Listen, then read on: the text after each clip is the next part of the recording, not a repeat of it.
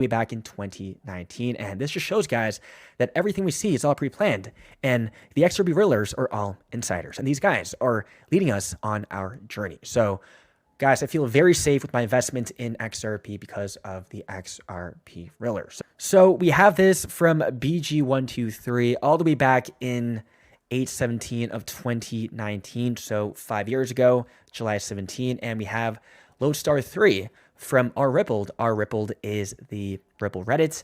And we have regulations. And also it says, if you keep your eyes open, you can see how it all fits. The key word is fit. We have Christine Lagarde musters ECB team for huddle at Castle Fit for an Empress. And we have back in July 26th of 2023, crypto bill passes congressional committee in victory for industry. We have the FICT Act.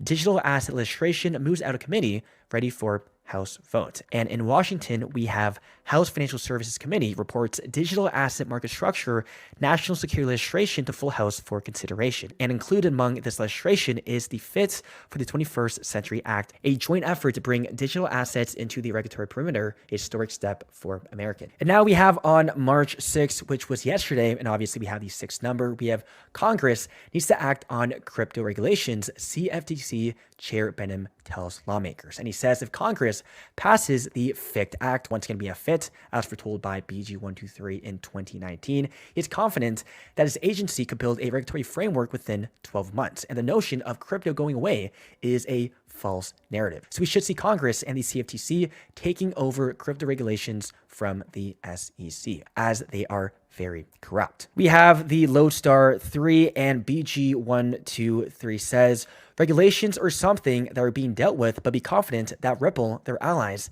and that beautiful XRP is ready.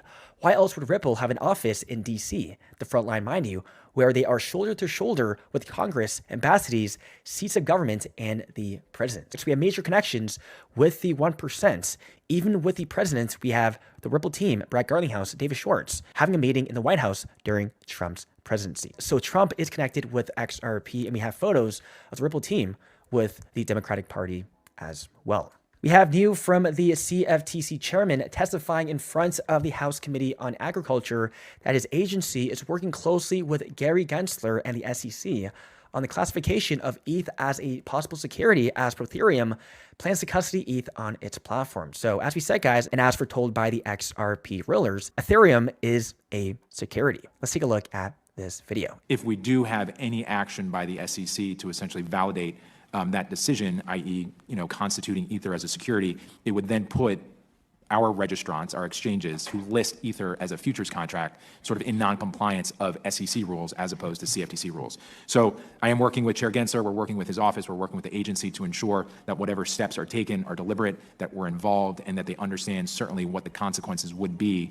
if there was a decision by the agency to determine that Ether was a security. As of now, we need to preserve the integrity of our markets and understand that this is a years-old decision where these markets are functioning well under the decision and the... If Ether is a security, this means that almost every other crypto in the market is a security as well. So we should see the entire market collapsing, just like the dot-com bubble. And we have Gary Gensler yesterday asked on Bloomberg if Ethereum is a security. Let's take a look at this.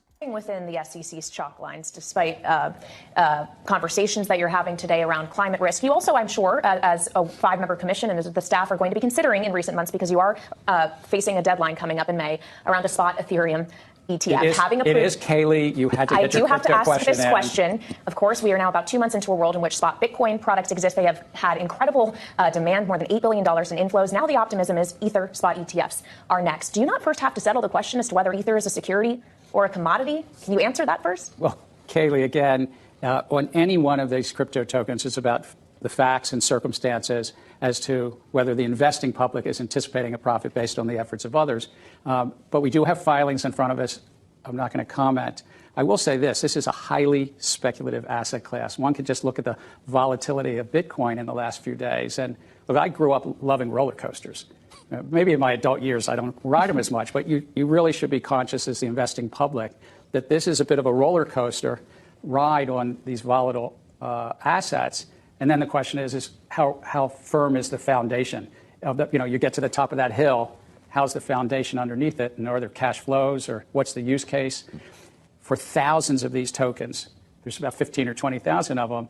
They also may be securities because the investing public is relying on the efforts of some group of entrepreneurs in the middle of these projects. And would you consider Ether as part of that group that may be securities? I understand you're asking the question, but again, I'm going to defer on that question. We have Gary Gensler also sending a warning to investors about Bitcoin and its roller coaster volatility. This is a highly speculative asset class. One could just look at the volatility of Bitcoin in the last few days. And look, I grew up loving roller coasters. Maybe in my adult years I don't ride them as much, but you really should be conscious as the investing public that this is a bit of a roller coaster ride on these volatile assets. And then the question is how firm is the foundation? You get to the top of that hill, how's the foundation underneath it? We also have the Mr. Pool roller coaster tweet, and we have the Basel Committee report showing us that the U.S. American banks are absent from crypto custody due to SAB 121 by the SEC. This ruling, once overturned, will usher in a bank run on crypto assets to custody for clients. Right now, the SEC is stopping mainstream adoption of crypto. So this is why we have John E. Deaton running for U.S. Senate, who is pro-crypto, pro-XRP against Elizabeth Warren, who is the opposite, anti-crypto, anti-XRP. And just look at this, guys. We have the SEC delaying the BlackRock Spot Ethereum ETF again. Not surprised. And we should see possibly the Ethereum ETF being released possibly in May. And we have a great tweet from Ashley Prosper. She says, funny how most Ethereum competitors like Solana and Avalanche has sudden spikes in price over the last few months. Faster jumping ship before the ship sinks. And the Ethereum logo looks like a silhouette of a sinking ship with the bow pointing upwards out of the waves and the rest below the water, just like the Titanic. Pretty interesting connection, but the Ethereum logo is actually identical to the Antarctica logo. Search up the Antarctica flag on Google Images. And we have breaking: another district court judge rules secondary sales of crypto on exchanges are securities, similar to the LBRY ruling, not like Ripple XRP ruling. So as we said, guys, and as foretold by Brad Garlinghouse himself, 99% of these cryptos will die. And we should see both Ripple and the SEC appealing the case to the Second Circuit once the remedy fight is over. Both are convinced that they should win the entire case and are willing to risk it all to achieve that objective. That's it for the video. Hope you guys enjoyed, and I'll see you guys in the next one.